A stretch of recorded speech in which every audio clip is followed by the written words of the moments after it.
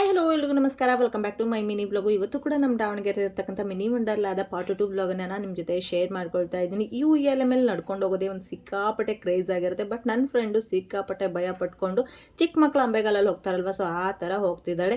ನಿಮ್ಮ ಫ್ರೆಂಡ್ ಗ್ರೂಪಲ್ಲೂ ಈ ಥರ ಭಯ ಪಡೋ ಫ್ರೆಂಡ್ ಇರ್ಬೋದು, ಅಂಥ ಫ್ರೆಂಡಿಗೆ ಟ್ಯಾಗ್ ಮಾಡಿ. ಅದಾದಮೇಲೆ ನೆಕ್ಸ್ಟ್ ನಾವು ಬಂದಿದೆ ಈ ಜಾರು ಬಂಡೆ ಮೇಲೆ. ಈ ಜಾರು ಬಂಡೆ 3 ರೀತಿ ಇರುತ್ತೆ, ಒಂದೊಂದು ಥರ ಕ್ರೇಜ್ ಸೃಷ್ಟಿ ಮಾಡುತ್ತೆ. ಇಲ್ಲಿ 3 ರೀತಿಯ ವಾಟರ್ ಗೇಮ್ಸ್ಗಳಿರುತ್ತೆ. ಸೊ ಇದು ಒಂಥರ ಕ್ರೇಜನ್ನು ಸೃಷ್ಟಿ ಮಾಡಿದ್ರೆ, ಇನ್ನೊಂದು ಬಂದ್ಬಿಟ್ಟು ರೈನ್ ಡ್ಯಾನ್ಸ್ ಯಾರಿಗೆಲ್ಲ ಇಷ್ಟ ಇಲ್ಲ ಹೇಳಿ. ಅದಾದ್ಮೇಲೆ ಯಾವುದೇ ಸಮುದ್ರದ ಅಲೆಗಿಂತ ಕಡಿಮೆ ಇಲ್ಲ ಅನ್ನೋ ಥರ ಸಿಕ್ಕಾಪಟ್ಟೆ ಅಲೆಗಳು ಬರ್ತಾ ಇರುತ್ತೆ, ಸೇಫ್ ಆಗಿರುತ್ತೆ. ಸೊ ಚಿಕ್ಕ ಮಕ್ಕಳನ್ನ ಸ್ವಲ್ಪ ಅವಾಯ್ಡ್ ಮಾಡಿ ಮುಂದೆ ಹೋಗುವಾಗ. ಅದಾದ್ಮೇಲೆ ಒಳ್ಳೆ ಲಂಚ್ ಅಂತೂ ಇರುತ್ತೆ. ಈ ಲಂಚ್ಗೆ ನಾವು ಬೆಳಗ್ಗೆ ಏನು ಅಮೌಂಟ್ ಪೇ ಮಾಡಿರ್ತೀವೋ, ಸೊ ಅವಾಗ್ಲೇನೆ ಒಂದು ಕಾಯಿನ್ಗಳನ್ನ ಕೊಟ್ಟಿರ್ತಾರೆ, ಒಬ್ಬೊಬ್ರಿಗೆ ಒಂದೊಂದು ಅನ್ನೋ ರೀತಿ. ಆ ಕಾಯಿನ್ಗಳನ್ನ ನಾವು ಮಧ್ಯಾಹ್ನ ಕೊಟ್ಟಾಗ ನಮಗೆ ಒಳ್ಳೆ ಲಂಚ್ ಅಂತೂ ಸಿಗುತ್ತೆ.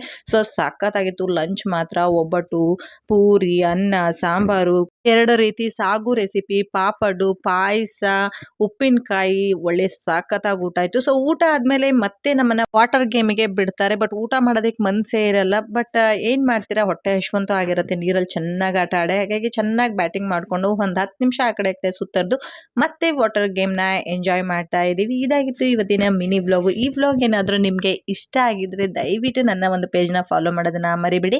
ಹಾಗೆ ಈ ಪ್ಲೇಸ್ನ ವಿಸಿಟ್ ಕೂಡ ಮಾಡೋದನ್ನ ಮರಿಬೇಡಿ. Thank you.